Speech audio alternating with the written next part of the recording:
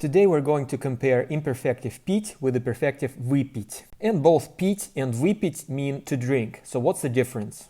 The imperfective пить is more about process, whereas the perfective выпить is more about the result. Remember that perfective verbs in Russian have two very important characteristics. First, they always express a completed action.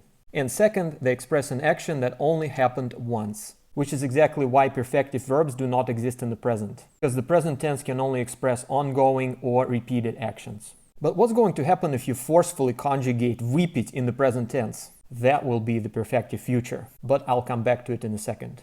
So пить is more like just to drink, whereas выпить is more like to drink up or even to have drunk. And remember that in Russian, imperfective and perfective are not tenses. They're verbal aspects and they can exist in various tenses, except perfective doesn't exist in the present.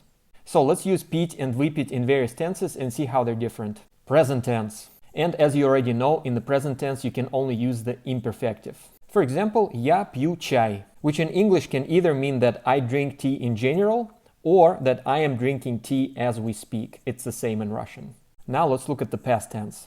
So the good thing about Russian is that it doesn't have any fancy tenses like English. I drank, I was drinking, I had been drinking, I had drunk. In Russian there is only one way to form the past tense, and that's to add the L to the verb stem. But in Russian, of course, you can do it to both imperfective and perfective, something that English doesn't have, which is why it has to make up for it by using more tenses. So imperfective past is я пил чай. So that pretty much means that at some point in the past you were drinking tea or you drank tea. There's no result, or we don't care about the result. For example, вчера вечером я пил чай.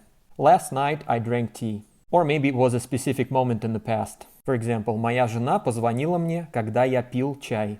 My wife called me when I was drinking tea. Or it can just express an action that you did multiple times in the past. For example, раньше я пил чай, но теперь я пью кофе. I used to drink tea before, but now I drink coffee.